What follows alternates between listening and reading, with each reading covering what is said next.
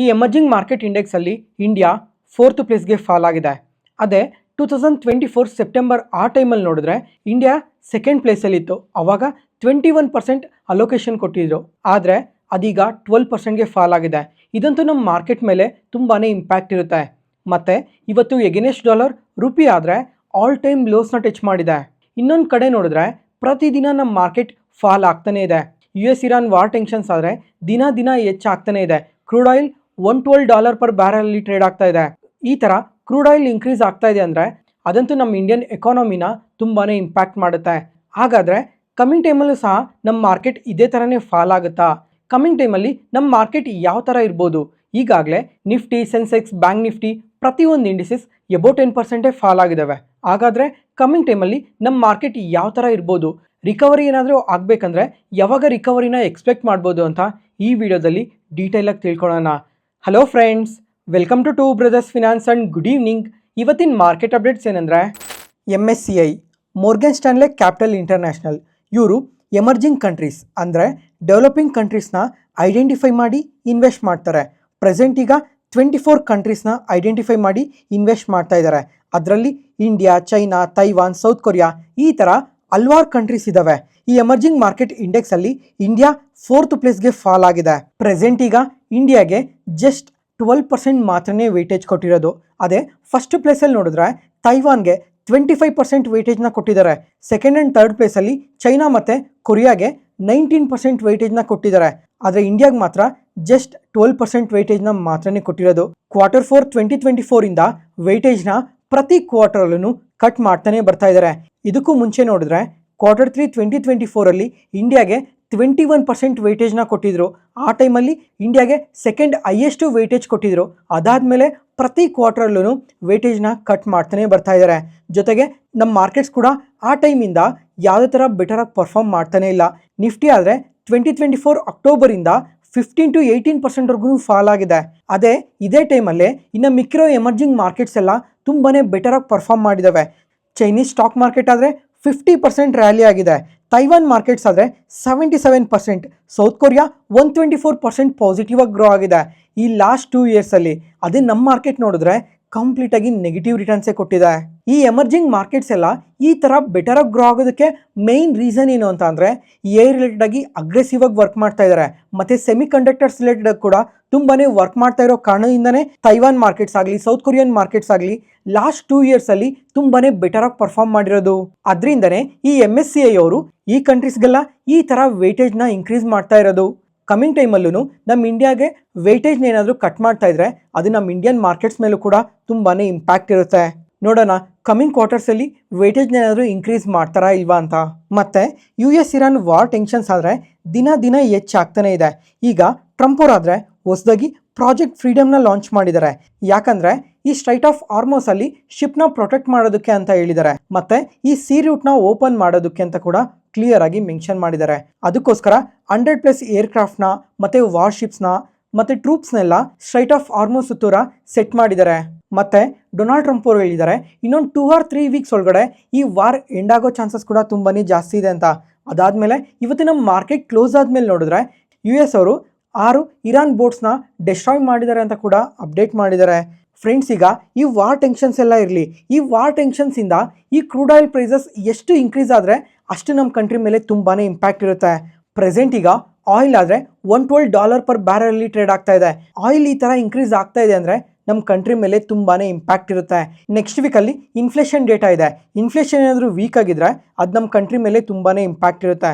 ಅದ್ರ ಜೊತೆಗೆ GDP data ಕೂಡ ಇದೇ ಮಂತಲ್ಲೇ ಇದೆ. ನೋಡೋಣ ಈ ಇನ್ಫ್ಲೇಷನ್ ಆಗಲಿ, GDP ಆಗಲಿ ಈ ಡೇಟಾಸ್ ಎಲ್ಲ ಯಾವ ಥರ ಬರ್ತವೆ ಅಂತ.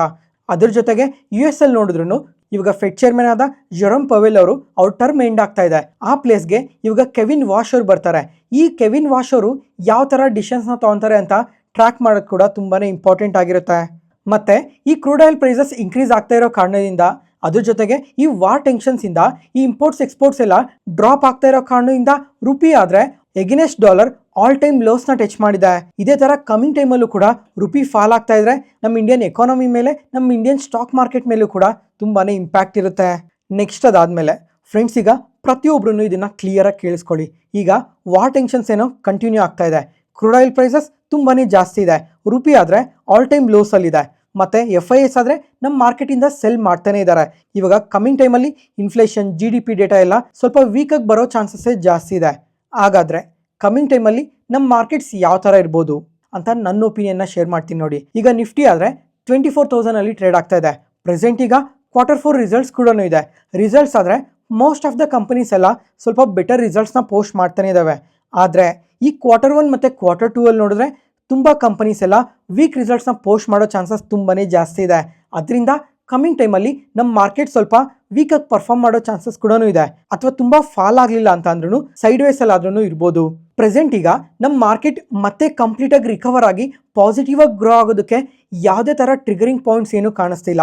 ಅದಕ್ಕೋಸ್ಕರ ಸ್ವಲ್ಪ ನೋಡೋಣ ಎಷ್ಟು ದಿನ ಇದೇ ಥರ ಕನ್ಸಾಲ್ಡೇಟ್ ಆಗೋ ಚಾನ್ಸಸ್ ಇದೆ ಅಂತ. ಒಂದು ವೇಳೆ ಕಮ್ಮಿಂಗ್ ಟೈಮಲ್ಲಿ ಏನಾದರೂ ಆ ಥರ ರಿಕವರ್ ಆಗೋದಕ್ಕೆ ಏನಾದರೂ ಟ್ರಿಗರಿಂಗ್ ಪಾಯಿಂಟ್ಸ್ ಕಾಣಿಸಿದ್ರೆ ನಾನು ಮಾರ್ಕೆಟ್ ನ್ಯೂಸಲ್ಲಿ ಕ್ಲಿಯರ್ ಆಗಿ ಮೆನ್ಷನ್ ಮಾಡ್ತೀನಿ ಅವತ್ತು. ಮತ್ತೆ ಫ್ರೆಂಡ್ಸ್, ಈಗ ಹಂಗಂತ ಕಮ್ಮಿಂಗ್ ಟೈಮಲ್ಲಿ ಮಾರ್ಕೆಟ್ ಏನೋ ಕಂಪ್ಲೀಟಾಗಿ ಫಾಲ್ ಆಗುತ್ತೆ, ಮಾರ್ಕೆಟಲ್ಲಿ ಯಾವುದೇ ಥರ ರಿಟರ್ನ್ಸ್ ಬರಲ್ಲ ಅಂತ ಯಾವುದೇ ಕಾರಣಕ್ಕೂ ಯೋಚನೆ ಮಾಡಬೇಡಿ. ನಮ್ಮ ಇಂಡಿಯನ್ ಸ್ಟಾಕ್ ಮಾರ್ಕೆಟ್ ಲಾಂಗ್ ಟರ್ಮಲ್ಲಿ ಬೆಟರಾಗಿ ಗ್ರೋ ಆಗೋ ಚಾನ್ಸಸ್ ತುಂಬಾ ಜಾಸ್ತಿ ಇದೆ. ಪ್ರತಿ ಫಾಲ್ನ ಒಂದು ಆಪರ್ಚುನಿಟಿಯಾಗಿ ಕನ್ಸಿಡರ್ ಮಾಡಿ ಆ ಫಾಲ್ ಏನಕ್ಕೆ ಆಗ್ತಾ ಇದೆ ಅಂತ ತಿಳ್ಕೊಂಡು. ಫ್ರೆಂಡ್ಸ್, ಇಲ್ಲಿವರೆಗೂ ವಿಡಿಯೋ ನೋಡಿದ್ರಲ್ವಾ? ನಾನು ಹೇಳ್ತಿರೋ ಇನ್ಫಾರ್ಮೇಷನ್ ನಿಮಗೆ ಉಪಯೋಗ ಆಗ್ತಾ ಇದೆ ಅಂತ ಅಂದರೆ ಈ ವಿಡಿಯೋನ ಲೈಕ್ ಮಾಡಿ ಮತ್ತು ಈ ಚಾನಲ್ನ ಸಬ್ಸ್ಕ್ರೈಬ್ ಆಗಿ. Next, market key updates. Wockhardt ಈ ಫಾರ್ಮಾಸ್ಯೂಟಿಕಲ್ ಕಂಪನಿ FY22 ಅಲ್ಲಿ ಪ್ರಾಫಿಟ್ಸ್ನ ಪೋಸ್ಟ್ ಮಾಡಿದರು ಮತ್ತು ಈ ಕ್ವಾರ್ಟರಲ್ಲಿ ಪ್ರಾಫಿಟ್ಸ್ನ ಪೋಸ್ಟ್ ಮಾಡಿದ್ದಾರೆ.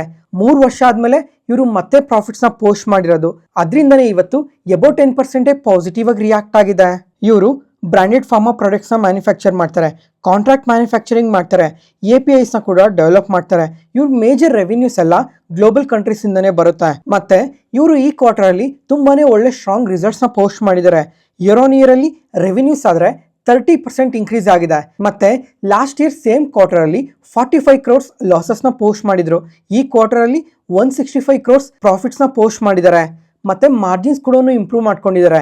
ಅದರಿಂದನೇ ಇವತ್ತು ಈ ಥರ ಪಾಸಿಟಿವ್ ಆಗಿ ರಿಯಾಕ್ಟ್ ಆಗಿರೋದು. ನೋಡೋಣ ಕಮಿಂಗ್ ಕ್ವಾರ್ಟರ್ಸಲ್ಲೆಲ್ಲ ಇವರಿನ ಯಾವ ಥರ ರಿಸಲ್ಟ್ಸ್ನ ಪೋಸ್ಟ್ ಮಾಡ್ತಾರೆ ಅಂತ. Next, Dynacons systems and solutions. ಇದೊಂದು IT ಇನ್ಫ್ರಾಸ್ಟ್ರಕ್ಚರ್ ಸೊಲ್ಯೂಷನ್ಸ್ನ ಪ್ರೊವೈಡ್ ಮಾಡೋ ಕಂಪನಿ. ಇವ್ರಿಗೆ RBI ಕಡೆಯಿಂದ 751 ಕೋಟಿ ಆರ್ಡರ್ ಬಂದಿದೆ. ಈ ಆರ್ಡರಲ್ಲಿ ಒಂದು ಡೇಟಾ ಸೆಂಟರ್ನ ಸೆಟಪ್ ಮಾಡಬೇಕು ನೆಕ್ಸ್ಟ್ 5 yearsಲ್ಲಿ. ಮತ್ತು ಈ ಕಂಪನಿ ಮಾರ್ಕೆಟ್ ಕ್ಯಾಪ್ ನೋಡಿದ್ರೇ ಸುಮಾರು 1400 ಕೋಟಿ ಇದೆ. ಅಂಥ ಕಂಪನಿಗೆ RBI ಕಡೆಯಿಂದ 751 ಕೋಟಿ ಆರ್ಡರ್ ಬಂದಿದೆ. ಅದರಿಂದ ಈ ಕಂಪನಿಯಲ್ಲಿ ಸ್ಟ್ರಾಂಗ್ ವಾಲ್ಯೂಮ್ ಬೈಯಿಂಗಿಂದ ಇವತ್ತು ತುಂಬಾ ಪಾಸಿಟಿವ್ ಆಗಿ ರಿಯಾಕ್ಟ್ ಆಗಿದೆ. ಮತ್ತು ಬರೀ ಇವತ್ತು ಮಾತ್ರನೆಲ್ಲ ಈ ಥರ ಪಾಸಿಟಿವ್ ಆಗಿ ರಿಯಾಕ್ಟ್ ಆಗಿರೋದು. ಲಾಸ್ಟ್ 1 ಮಂತಲ್ಲಿ ಚೆಕ್ ಮಾಡಿದ್ರು ತುಂಬಾ ಪಾಸಿಟಿವ್ ಆಗಿ ರಿಯಾಕ್ಟ್ ಆಗಿದೆ, ನಿಯರ್ಲಿ 50%ವರ್ಗೂ. ನೋಡೋಣ ಕಮಿಂಗ್ ಟೈಮಲ್ಲಿ ಈ ಕಂಪನಿಗೆ ಇನ್ನೂ ಯಾವ ಥರ ಆರ್ಡರ್ಸ್ ಎಲ್ಲ ಬರ್ತವೆ ಅಂತ. Next, KE industries. ಈ ಕಂಪನಿ ಆದರೆ ಕ್ವಾರ್ಟರ್ಲಿ ರಿಸಲ್ಟ್ಸ್ನ ಪೋಸ್ಟ್ ಮಾಡಿದ್ದಾರೆ. ಒಂದ್ಸಲ ಈ ರಿಸಲ್ಟ್ಸ್ನ ನೋಡಿ. ರಿಸಲ್ಟ್ಸ್ ಎಲ್ಲ ನೋಡಿದ್ರೆ ಪಾಸಿಟಿವ್ಗೆ ಪೋಸ್ಟ್ ಮಾಡಿದ್ದಾರೆ. ಇಯರ್ ಆನ್ ಇಯರಲ್ಲಿ ರೆವಿನ್ಯೂಸ್ ಆದರೆ 19% ಇನ್ಕ್ರೀಸ್ ಆಗಿದೆ, ಪ್ರಾಫಿಟ್ಸ್ 26% ಇನ್ಕ್ರೀಸ್ ಆಗಿದೆ. ಮತ್ತು ಕ್ವಾರ್ಟರ್ ಆನ್ ಕ್ವಾರ್ಟರ್ ಬೇಸಿಸಲ್ಲಿ ನೋಡಿದ್ರು ಬೆಟರ್ ರಿಸಲ್ಟ್ಸ್ನೇ ಪೋಸ್ಟ್ ಮಾಡಿದ್ದಾರೆ. ಆದ್ರೂ ಸಹ ಇವತ್ತು ಈ ಕಂಪನಿ ನಮ್ಮ ಮಾರ್ಕೆಟ್ ಓಪನಿಂಗ್ ಟೈಮಲ್ಲಿ ನಿಯರ್ಲಿ 5% ನೆಗೆಟಿವ್ ಆಗಿ ರಿಯಾಕ್ಟ್ ಆಗಿದೆ. ಇದಕ್ಕೆ ಮೇಯ್ನ್ ರೀಸನ್ ಬಂದು ಮೋರ್ಗನ್ ಸ್ಟ್ಯಾನ್ಲಿ ಅವರು ಈ ಕಂಪನಿನ ಡೌನ್ಗ್ರೇಡ್ ಮಾಡಿದ್ದಾರೆ. ಮುಂಚೆ ಇವ್ರಿಗೆ ಓವರ್ ವೇಟ್ ರೇಟಿಂಗ್ನ ಕೊಟ್ಟಿದ್ರು, ಅದನ್ನ ಇವಾಗ ಚೇಂಜ್ ಮಾಡ್ತಾ ಈಕ್ವಲ್ ವೇಟ್ ರೇಟಿಂಗ್ನ ಕೊಟ್ಟಿದ್ದಾರೆ. ಮತ್ತು ಟಾರ್ಗೆಟ್ ಪ್ರೈಸ್ನ ಮಾತ್ರ ಇನ್ಕ್ರೀಸ್ ಮಾಡಿದ್ದಾರೆ 5213 rupeesಗೆ. ಈಗ ಸ್ಟಾಕ್ನ ಡೌನ್ಗ್ರೇಡ್ ಮಾಡಿರೋ ಕಾರಣದಿಂದನೇ ಈ ಕಂಪನಿ ನೆಗೆಟಿವ್ ಆಗಿ ರಿಯಾಕ್ಟ್ ಆಗಿದ್ದು. ಮತ್ತು ನಮ್ಮ ಮಾರ್ಕೆಟ್ ಕ್ಲೋಸಿಂಗ್ ಟೈಮ್ಗೆಲ್ಲ ಶೇರ್ ಪ್ರೈಸ್ ಆದರೆ ಕಂಪ್ಲೀಟಾಗಿ ರಿಕವರ್ ಆಗಿದೆ. ಯಾಕಂದರೆ ಈ ಕ್ವಾರ್ಟರಲ್ಲಿ ಎಕ್ಸ್ಟ್ರಾರ್ಡಿನರಿ ರಿಸಲ್ಟ್ಸ್ನ ಪೋಸ್ಟ್ ಮಾಡಿಲ್ಲ ಅಂತ ಅಂದ್ರೂ ಬೆಟರ್ ರಿಸಲ್ಟ್ಸ್ನ ಪೋಸ್ಟ್ ಮಾಡಿದ್ದಾರೆ. ಜೊತೆಗೆ ಮ್ಯಾನೇಜ್ಮೆಂಟ್ ಕೂಡ ಪಾಸಿಟಿವ್ ಗೈಡೆನ್ಸ್ನೇ ಕೊಟ್ಟಿದ್ದಾರೆ. ಅದರಿಂದನೇ ಶೇರ್ ಪ್ರೈಸ್ ಈ ಥರ ರಿಕವರ್ ಆಗಿರೋದು. ನೆಕ್ಸ್ಟ್, ಕ್ಯಾಮ್ಸ್. ಈ ಕಂಪನಿ ಕೂಡ ಕ್ವಾರ್ಟರ್ಲಿ ರಿಸಲ್ಟ್ಸ್ನ ಪೋಸ್ಟ್ ಮಾಡಿದ್ದಾರೆ. ಇವ್ರ ರಿಸಲ್ಟ್ಸ್ ನೋಡಿದ್ರೆ ಬೆಟರ್ ರಿಸಲ್ಟ್ಸ್ನೇ ಪೋಸ್ಟ್ ಮಾಡಿದ್ದಾರೆ. ಹಂಗಂತ ಕಂಪ್ಲೀಟಾಗಿ ಎಕ್ಸ್ಟ್ರಾರ್ಡಿನರಿ ರಿಸಲ್ಟ್ಸ್ ಏನು ಪೋಸ್ಟ್ ಮಾಡಿಲ್ಲ. ಆದರೂ ಇವತ್ತು ಇಂಟ್ರಾಡೇ ಸೆಷನಲ್ಲಿ ಈ ಕಂಪನಿ ಆದರೆ ಅಬೌವ್ 8% ಪಾಸಿಟಿವ್ ಆಗಿ ರಿಯಾಕ್ಟ್ ಆಗಿದೆ. ಒಂದ್ಸಲ ಈ ಕಂಪನಿ ರಿಸಲ್ಟ್ಸ್ ನೋಡಿ. ಇಯರ್ ಆನ್ ಇಯರಲ್ಲಿ ರೆವಿನ್ಯೂಸ್ ಆದರೆ 11% ಇನ್ಕ್ರೀಸ್ ಆಗಿದೆ, ಪ್ರಾಫಿಟ್ಸ್ ಕೂಡ 11% ಇನ್ಕ್ರೀಸ್ ಆಗಿದೆ. ಮತ್ತು ಕ್ವಾರ್ಟರ್ ಆನ್ ಕ್ವಾರ್ಟರ್ ಬೇಸಲ್ಲಿ ಸ್ವಲ್ಪ ಗ್ರೋತ್ ಇದೆ ಅಷ್ಟೇ. ಆದರೂ ಸಹ ಇವತ್ತೇನಕ್ಕೆ ಈ ಥರ ಪಾಸಿಟಿವ್ ಆಗಿ ರಿಯಾಕ್ಟ್ ಆಗಿದೆ ಅಂತ ಅಂದರೆ, ಫ್ರೆಂಡ್ಸ್, ಈಗ ಈ ರೀಸೆಂಟ್ ಟೈಮಲ್ಲಿ ಮಾರ್ಕೆಟ್ಸ್ ಆದರೆ ಕಂಪ್ಲೀಟಾಗಿ ಫಾಲ್ ಆಗ್ತಾನೆ ಇದೆ.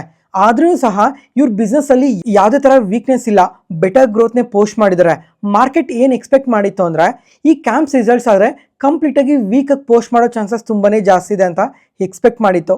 ಆದರೆ ಇವರು ಸ್ವಲ್ಪ ಬೆಟರ್ ರಿಸಲ್ಟ್ಸ್ನ ಪೋಸ್ಟ್ ಮಾಡಿರೋ ಕಾರಣದಿಂದನೇ ಇಷ್ಟು ಪಾಸಿಟಿವ್ ಆಗಿ ರಿಯಾಕ್ಟ್ ಆಗಿರೋದು. ಮತ್ತೆ ಈ ಮ್ಯೂಚುವಲ್ ಫಂಡ್ AUM ಆದರೆ 55 lakh crores ರೀಚ್ ಆಗಿದೆ. ಇವರಾದ್ರೆ 68% ಮಾರ್ಕೆಟ್ ಶೇರ್ನ ಕೂಡ ಹೋಲ್ಡ್ ಮಾಡ್ತಾ ಇದ್ದಾರೆ. ಮತ್ತೆ ಇಯರ್ ಆನ್ ಇಯರ್ ಅಲ್ಲಿ 21% ಗ್ರೋತ್ ಕೂಡ ಇದೆ. ಅದ್ರ ಜೊತೆಗೆ SIP ರಿಜಿಸ್ಟ್ರೇಷನ್ಸ್ ಆದ್ರೆ 1.26 crores ರೀಚ್ ಆಗಿದೆ ಈ Q4 ಅಲ್ಲಿ. ಮತ್ತೆ ಇಯರ್ ಆನ್ ಇಯರ್ ಅಲ್ಲಿ 46% ಗ್ರೋತ್ ಇದೆ. ಓವರ್ ಆಲ್ ಬಿಸ್ನೆಸ್ ಆದ್ರೆ ತುಂಬಾನೇ ಪಾಸಿಟಿವ್ ಆಗಿ ಗ್ರೋ ಆಗ್ತಾ ಇದೆ. ಜೊತೆಗೆ ಫ್ಯೂಚರ್ ಅಲ್ಲೂ ಕೂಡ ಇನ್ನ ಬೆಟರ್ ಆಗಿ ಗ್ರೋ ಆಗೋ ಚಾನ್ಸಸ್ ಜಾಸ್ತಿನೇ ಇದೆ ಅಂತಾನೆ ಇವತ್ತು ಈ ತರ ಪಾಸಿಟಿವ್ ಆಗಿ ರಿಯಾಕ್ಟ್ ಆಗಿರೋದು. Next, premier energies. ಈ ಕಂಪನಿಗೆ ಒಂದು ಸಬ್ಸಿಡರಿ ಕಂಪನಿ ಇದೆ, ಪ್ರೀಮಿಯರ್ ಎನರ್ಜೀಸ್ ಗ್ಲೋಬಲ್ ಎನ್ವೈರ್ನ್ಮೆಂಟ್ ಅಂತ. ಈ ಕಂಪನಿ ಆದರೆ 26% ಸ್ಟೇಕ್ನ ಅಕ್ವೈರ್ ಮಾಡಿದ್ದಾರೆ ಎಕ್ಸೈ ಎನರ್ಜಿ BH5 ಪ್ರೈವೇಟ್ ಲಿಮಿಟೆಡ್ ಅನ್ನೋ ಕಂಪನಿಯಲ್ಲಿ. ಈ ಕಂಪನಿ ಆದರೆ ಈ ಜನರೇಷನ್ ಮತ್ತೆ ಟ್ರಾನ್ಸ್ಮಿಷನ್ ಸೆಗ್ಮೆಂಟ್ ಅಲ್ಲಿ ವರ್ಕ್ ಮಾಡ್ತಾರೆ ಅಂತ ಕಂಪನಿಯಲ್ಲಿ 26% ಸ್ಟೇಕ್ನ ಅಕ್ವೈರ್ ಮಾಡಿರೋದು. ನೋಡೋಣ ಕಮಿಂಗ್ ಟೈಮಲ್ಲಿ ಇನ್ನ ಎಷ್ಟು ಪಾಸಿಟಿವ್ ಆಗಿ ಗ್ರೋ ಆಗುತ್ತೆ ಅಂತ. Next, Mahindra and Mahindra. ಇವರಾದ್ರೆ ಇವತ್ತು ಕ್ವಾರ್ಟರ್ಲಿ ರಿಸಲ್ಟ್ಸ್ನ ಪೋಸ್ಟ್ ಮಾಡಿದ್ದಾರೆ. ರಿಸಲ್ಟ್ಸ್ ಆದರೆ ತುಂಬಾನೇ ಪಾಸಿಟಿವ್ ಆಗಿ ಪೋಸ್ಟ್ ಮಾಡಿದ್ದಾರೆ. ಇಯರ್ ಆನ್ ಇಯರ್ ಅಲ್ಲಿ ರೆವಿನ್ಯೂಸ್ ಆದರೆ 29% ಇನ್ಕ್ರೀಸ್ ಆಗಿದೆ, ಪ್ರಾಫಿಟ್ಸ್ 42% ಇನ್ಕ್ರೀಸ್ ಆಗಿದೆ. ಓವರ್ ಆಲ್ ರಿಸಲ್ಟ್ಸ್ ಮಾತ್ರ ತುಂಬಾನೇ ಪಾಸಿಟಿವ್ ಆಗಿ ಪೋಸ್ಟ್ ಮಾಡಿದ್ದಾರೆ. ಅದ್ರ ಜೊತೆಗೆ ಫೈನಲ್ ಡಿವಿಡೆಂಡ್ನ ಕೂಡ ಅನೌನ್ಸ್ ಮಾಡಿದ್ದಾರೆ, 33 rupees per share. ಮತ್ತೆ ಈ ತರ ರಿಸಲ್ಟ್ಸ್ನ ಪೋಸ್ಟ್ ಮಾಡಿದ್ಮೇಲೆ ಮ್ಯಾನೇಜ್ಮೆಂಟ್ ಕೂಡ ಫ್ಯೂಚರ್ ಗೈಡೆನ್ಸ್ನ ತುಂಬಾನೇ ಪಾಸಿಟಿವ್ ಆಗಿ ಕೊಟ್ಟಿದ್ದಾರೆ. ಈಗ ಮ್ಯಾನೇಜ್ಮೆಂಟ್ ಏನು ಹೇಳ್ತಾ ಇದ್ದಾರೆ ಅಂತ ಅಂದ್ರೆ ಇವ್ರ SUV ಸೆಗ್ಮೆಂಟ್ ಏನಿದೆ ಇದರಲ್ಲಾದ್ರೆ ತುಂಬಾನೇ ಸ್ಟ್ರಾಂಗ್ ಡಿಮ್ಯಾಂಡ್ ಕಾಣ್ತಾ ಇದೆ, ಅದರಿಂದ 15 to 18% ಗ್ರೋತ್ ಇರುತ್ತೆ ಅಂತ ಹೇಳಿದ್ದಾರೆ. ಮತ್ತೆ ಪ್ರೊಡಕ್ಷನ್ ಕೆಪಾಸಿಟಿನ ಕೂಡ ಇನ್ಕ್ರೀಸ್ ಮಾಡ್ಕೊತೀವಿ ಅಂತ ಕ್ಲಿಯರ್ ಆಗಿ ಮೆನ್ಷನ್ ಮಾಡಿದ್ದಾರೆ. ಟ್ರ್ಯಾಕ್ಟರ್ ಸೆಗ್ಮೆಂಟಲ್ಲಿ 4 to 6% ಗ್ರೋತ್ನ ಎಕ್ಸ್ಪೆಕ್ಟ್ ಮಾಡ್ತಾ ಇದ್ದೀವಿ ಅಂತ ಹೇಳಿದ್ದಾರೆ. ಜೊತೆಗೆ ಇವಾಗ ರೂರಲ್ ಡಿಮ್ಯಾಂಡ್ ಯಾವ ಥರ ಇರುತ್ತೆ ಮತ್ತು ಅಗ್ರಿಕಲ್ಚರ್ ರಿಲೇಟೆಡ್ ಆಗಿ 4 to 6% ಗ್ರೋತ್ನ ಎಕ್ಸ್ಪೆಕ್ಟ್ ಮಾಡ್ತಾ ಇದ್ದೀವಿ ಅಂತ ಹೇಳಿದ್ದಾರೆ. ಈಗ ರೂರಲ್ ಡಿಮ್ಯಾಂಡ್ ಯಾವ ಥರ ಇರುತ್ತೋ ಆ ಥರ ಡಿಮ್ಯಾಂಡ್ ಇನ್ಕ್ರೀಸ್ ಆಗುತ್ತೆ ಅಂತ ಕೂಡ ಮೆನ್ಷನ್ ಮಾಡಿದ್ದಾರೆ. ಮತ್ತು ಈ ಲೈಟ್ ಕಮರ್ಷಿಯಲ್ ವೆಹಿಕಲ್ಸ್ ರಿಲೇಟೆಡ್ ಆಗಿ ನೋಡಿದ್ರೆ 7 to 9% ಗ್ರೋತ್ನ ಎಕ್ಸ್ಪೆಕ್ಟ್ ಮಾಡ್ತಾ ಇದ್ದೀವಿ ಅಂತ ಮ್ಯಾನೇಜ್ಮೆಂಟ್ ಹೇಳಿದ್ದಾರೆ. ನೋಡೋಣ ಈ ಮಹೀಂದ್ರಾ ಅಂಡ್ ಮಹೀಂದ್ರಾ ಆದರೆ ಫ್ಯೂಚರಲ್ಲಿ ಇನ್ನೂ ಯಾವ ಥರ ಗ್ರೋ ಆಗ್ತಾರೆ ಮತ್ತು ಸೇಲ್ಸ್ನೆಲ್ಲ ಯಾವ ಥರ ಇಂಪ್ರೂವ್ ಮಾಡ್ಕೊತಾರೆ ಅಂತ. ಇವತ್ತಿಗೆ ಅಪ್ಡೇಟ್ಸ್ ಮುಗೀತು. ಈ ವಿಡಿಯೋ ಇಷ್ಟ ಆದರೆ ಲೈಕ್ ಮಾಡಿ, ಶೇರ್ ಮಾಡಿ, ಸಬ್ಸ್ಕ್ರೈಬ್ ಆಗಿ. ಮತ್ತೆ ನಾಳೆ ಹೊಸ ಸ್ಟಾಕ್ ಮಾರ್ಕೆಟ್ ನ್ಯೂಸ್ ಅನಾಲಿಸಿಸ್ ವಿಡಿಯೋಲಿ ಸಿಗೋಣ. Thank you.